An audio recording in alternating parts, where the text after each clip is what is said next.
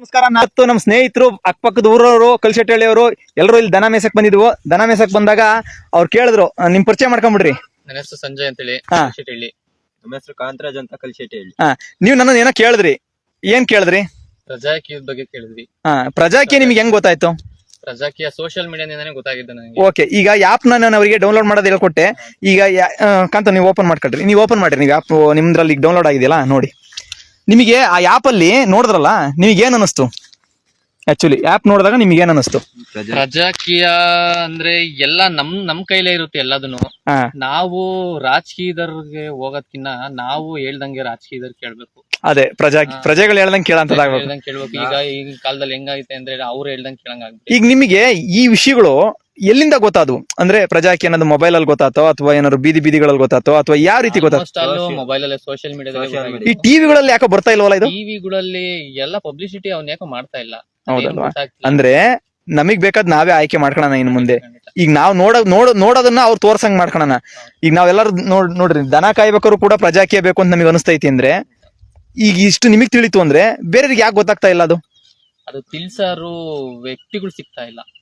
ಯಾಕೆಂದ್ರೆ ಈಗ ನಿಮ್ಮೂರಿಗೆ ಕಲ್ಶೆಟ್ಟಳ್ಳಿಗೆ ನಿಮಗ್ ತಿಳಿದಿದೆ, ನಮಗ್ ತಿಳಿದಿದೆ. ನಾನು ಹೇಳಿದ್ರೆ ಈಗ ನನಗ್ ತಿಳಿದಿದ್ರೆ ನಾನು ಹೇಳ್ಬೋದು. ಈಗ ನಿಮಗ್ ತಿಳಿದಿದೆ, ನೀವು ನಮಗ್ ಹೇಳಿರಿ, ನಮಗ್ ಹಿಂಗಿದೆ ಅಂತ ಗೊತ್ತಾಯ್ತು. ಈಗ ತಿಳಿತಲ್ವಾ ನಿಮಗೆ? ಈಗ ನೀವು ಜವಾಬ್ದಾರಿ ತಾಂತೀರಾ? ಖಂಡಿತ ಜವಾಬ್ದಾರಿ ತಾಂತೀನಿ. ಇನ್ಮೇಲೆ ಅಟ್ಲೀಸ್ಟ್ ಸುತ್ತಮುತ್ತ ನನ್ನ ಫ್ರೆಂಡ್ ಸರ್ಕಲ್, ನಮ್ಮ ಮನೆಯವ್ರಿಗಾರ ಹೇಳಕ್ ಟ್ರೈ ಮಾಡ್ತೀನಿ. ನಿಮ್ ಮನೆಯವ್ರಿಗಾರ ಹೇಳಕ್ ಟ್ರೈ ಮಾಡ್ತೀನಿ. ಈ ರೀತಿ ಬದಲಾವಣೆಗಳಾಗ್ಲಿ ಅಂತಲೇ ಈ ಪ್ರಜಾಕೀಯ ಆಪ್ ನ ನಿಮ್ ಕೈಯಲ್ಲಿ 130 113 MB ಅದು ಏನಿದೆ ಅದನ್ನ ಅಷ್ಟೇ ಸ್ಟೋರೇಜ್ ಅಲ್ಲಿ ನಿಮ್ಮ ಹೈಕಮಾಂಡ್ ನಿಮ್ ಕೈಯಾಗಿದೆ. ಹೈಕಮಾಂಡ್ ಗೆ ಡೆಲ್ಲಿಗೆ ಹೋಗ್ಬೇಕಾಗಿಲ್ಲ. ಈಗ ಹೇಳ್ತಾರಲ್ಲ, ಹೈಕಮಾಂಡ್ ಗೆ ನಾನು ಟಿಫನಿಗೆ ಹೋಗ್ತೀನಿ, ಕೊನೆಗೆ ಟಾಯ್ಲೆಟ್ ಮಾಡಕ್ಕೂ ನಾನು ಹೈಕಮಾಂಡ್ ಗೆ ಹೋಗ್ತೀನಿ ಅಂದ್ಬಿಡ್ತಾರೆ ಇವರು. ಹಿಂಗ್ ನಡೀತಾ ಇದೆ. ಆಕ್ಚುಲಿ ಇದು ಆಗ್ಬಾರ್ದು. ರಾಜಕೀಯ ಅನ್ನೋದಿರ್ಬಾರ್ದು. ಜನನೇ ಹೈಕಮಾಂಡ್ ಅಲ್ವಾ? ಖಂಡಿತ ಜನಗಳು ಹೇಳ್ದಂಗೆ ಕೇಳ್ಬೇಕು.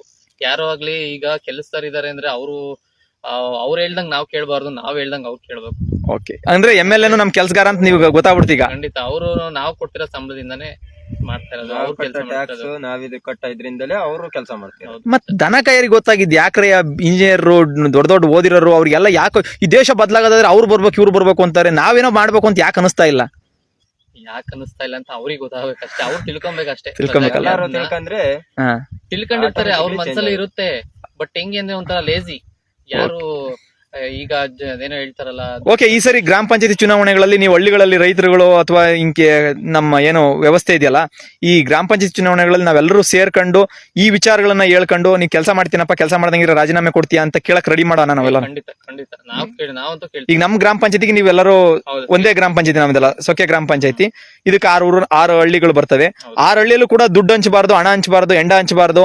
ಗೆದ್ಮೇಲೆ ಗೋವಾ ಟೂರ್ ಕರ್ಕೊಂಡು ಹೋಗ್ಬಾರ್ದು. ಏನೇನ್ ದುಡ್ಡು ಬಂದಿದೆ, ಅನುದಾನ ಬಂದಿದೆ, 15 ಫೈನಾನ್ಸ್ ಅಂದ್ರೇನು, 16 ಫೈನಾನ್ಸ್ ಅಂದ್ರೇನು ಎಲ್ಲ ಹೇಳಂಗಾಗಬೇಕು. ನಮ್ಮನ್ ಕೇಳಿ ಕೆಲಸ ಮಾಡಂಗಾಗಬೇಕು. ಮಾಡೋಣ, ಖಂಡಿತ ಮಾಡೋಣ. ನಾವೆಲ್ಲರೂ ಜೊತೆಗೆ ಕೆಲಸ ಮಾಡ್ಬೋದಲ್ಲ? ಓಕೆ, ನಾವೆಲ್ಲರೂ ಜೊತೆಗೆ ಇನ್ ಮುಂದೆ ಸೇರ್ ಕೆಲಸ ಮಾಡೋಣ. ಪ್ರಜಾಕೀಯ ಆಪ್ ನ ಡೌನ್ಲೋಡ್ ಮಾಡ್ಕೊಂಡಿಲ್ದಾರೆ ಡೌನ್ಲೋಡ್ ಮಾಡ್ಕೊಳ್ಳಿ. ಓಕೆನಾ?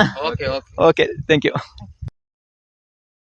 ಪ್ರಜೆಗಳಿಂದ ಪ್ರಜಾಕೀಯ, ಪ್ರಜೆಗಳಿಗಾಗಿ ಪ್ರಜಾಕೀಯ, ಪ್ರಜೆಗಳಿಗೋಸ್ಕರ ಪ್ರಜಾಕೀಯ, ಮಟ್ಟ ಹಾಕಲು ರಾಜಕೀಯ, ನಮ್ಮಿಂದ ನಮಗಾಗಿ